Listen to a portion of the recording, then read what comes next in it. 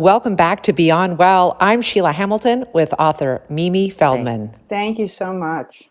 This is such a stunning book for me because there's been so few memoirs written about schizophrenia in particular from the perspective of a caregiver. Tell me why you thought it was important that this point of view be shared. Well, when this first started, when Nick was a teenager and we knew something was wrong, and then it just kept getting worse and worse. As I realized that I was dealing with serious mental illness, I began to sort of go into myself and build this wall around my family and myself and my son. And it was as though the collective shame and stigma in society had a direct line into me. And it wasn't even something that I had thought much about in my life before it happened. And I felt so alone and so isolated. And I really felt like I was the only person in the world who was going through this. And somewhere in those first few years, I thought, if I live through this, I want to write it. I want to write it down. I want to write this story, because now I think if I had my book, if I picked up my book 15 years ago, it really would have made all the difference, because the isolation and the feeling that you're just out there drifting is horrifying. I want to just begin where you began with a bouncing, beautiful baby boy who seems unusually precocious. So those early years, there was no hint, there was nothing that could have given you an indication that Nick was going to be any different from your two girls, correct? Really nothing. I mean, the only, if anything, I thought he was going to rule the world. He was such an extraordinary kid, and he was smart. He's incredibly talented artist. He was charming. He had such a good sense, a moral compass. I mean, he really was an extraordinary kid. And but that's not unusual. I've spoken with now many, many mothers, and with schizophrenia, with some degree, there are people who show signs early on, but generally it's late teens, early 20s onset, and it's really almost like turning a switch. It's like a regular kid, and all of a sudden things start going wrong.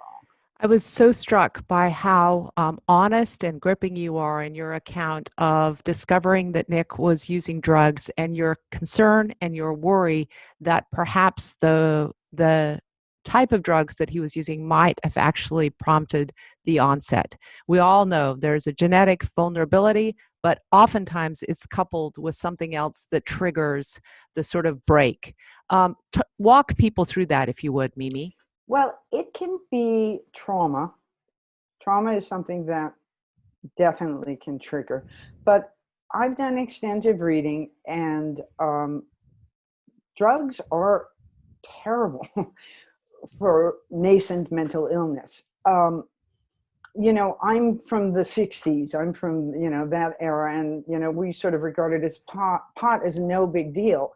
And I remember sitting in a doctor's office when we were going through this, and him saying to me, "Don't kid yourself. Marijuana is a psychotropic drug that messes with the brain chemistry, and it's not nothing. It's really something." And the problem is, as these kids are getting sick and their symptoms are emerging, quite often they turn to drugs to self-medicate. Mm-hmm. And then the drugs in turn make it worse.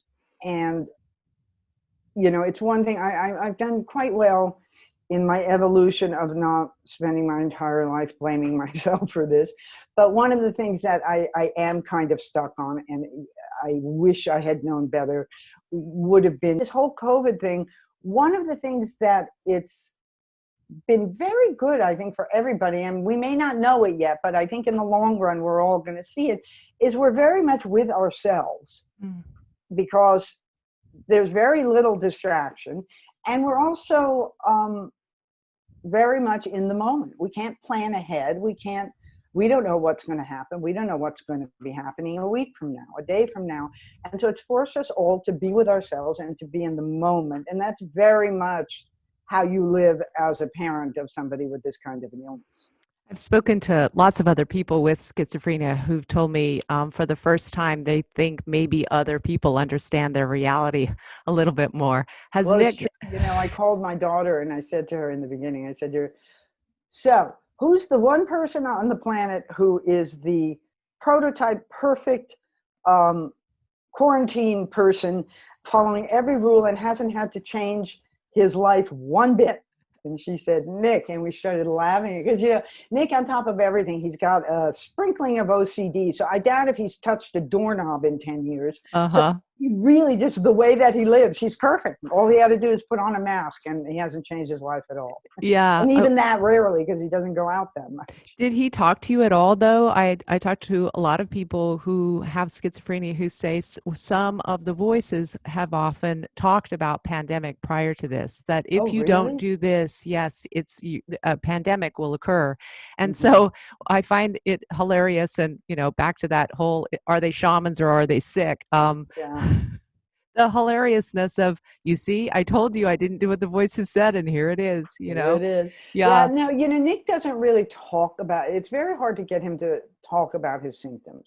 Mm, He tries, he does a weird sort of normalizing thing. He hasn't been like this in a while, but when he would like smash holes in the wall or things like that, and I would come, Nick, more holes in the wall, why? yeah. And I would say to him, tell me what's going on and we'll try and address it so that you won't feel frustrated. So this way, and he will say, no, no, no. I stumbled and I leaned against, I fell against the wall and that's what did it. Or things will be broken and, oh, no, no. I think I turned around too fast and it fell over. So he does this normalizing thing. So it's hard to get him to talk about things. He didn't, I was actually in New York City in March. I was staying with friends who had COVID, but we didn't know it then. And when I came back, it was right when everything was locking down, and he didn't even really know about it at that point.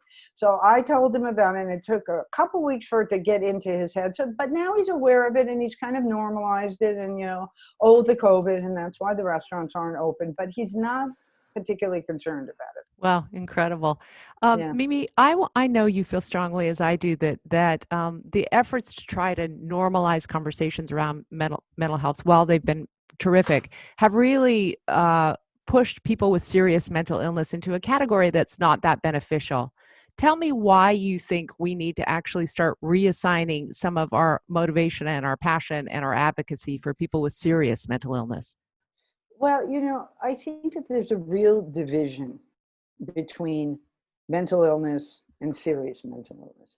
And that's not to say that obviously depression, anxiety, all these things are very serious and impact people's lives gravely. But there really is a division between that and what they call serious mental illness, which is schizophrenia and the more severe bipolar, because and anything that really tips over into psychosis. Mhm. And there's been a tremendous and wonderful or incredible. I mean, I'm friends with Ellen Sachs, Yeah, who is a law professor at USC, but she is on medication. She's yeah. on clozapine, she's the one who got me going on that. And that's what we're switching Nick to now. But I have another friend in Los Angeles who runs a nonprofit for people with mental illness, and he has schizophrenia, and he's not on medication at all. He's Wow. learned to moderate his own symptoms. So there are, but that's so much the exception to the rule. Yeah. That's so rare. I think the problem is that the medications that exist mitigate the positive symptoms, which I know what you know what this is, but I'll say it for the audience, which are the things that are added to their personality, the paranoia, the delusions, the hearing voices, all of that stuff. But as they mitigate those things, they also tamp down completely who the person is and their motivation and their desire, and actually their ability to have joy. Yeah. That's killed. Yeah. And so certainly we need to put a little more attention towards medications that don't do that. That's what we need.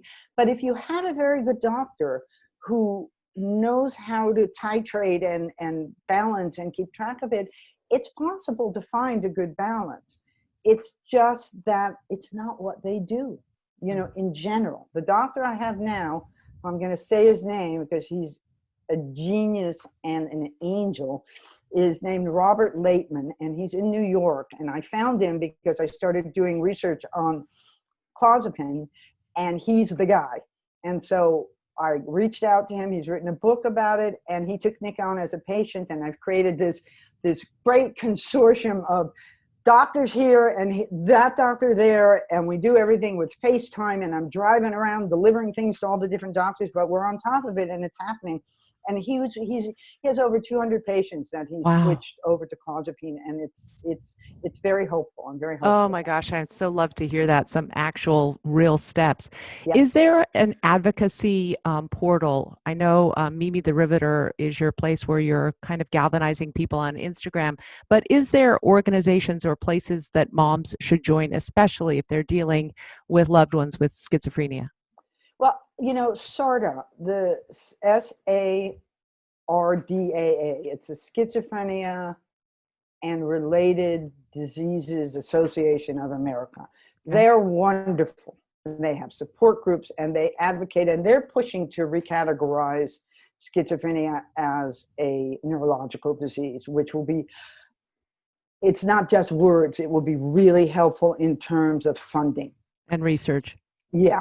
Mm-hmm. So there's SARDA, and there's, of course, NAMI. I mean, you know, I just can't say enough. It saved my life, their family-to-family program. It's just a place to go where they can direct you and they can help you. And anyone who wants to, reach out to me. So far, I'm not so popular that I can't get back to everybody. You know, I get letters from moms all over the world now. Mm-hmm. And, you know, we talk, and to me, it's helpful to me to talk to these people. So you can always reach out to me on my website, which is miriam-feldman.com. And stay tuned, because, you know, now that the book's out, I don't know what's next, but I'm going to do something. Well, the first step for everyone is to buy this book. I think it's one of the best summer reads there is, especially for people that are interested in really incredible memoirs about mental illness. He came in with it, A Portrait of Motherhood and Madness. Miriam Feldman, thank you so very much. It's Thank just you for having wonderful. Me, Sheila. Yeah, it's been wonderful to speak with you and see you again. And thanks for everything you do, because you are really helping too. Thank you. Okay.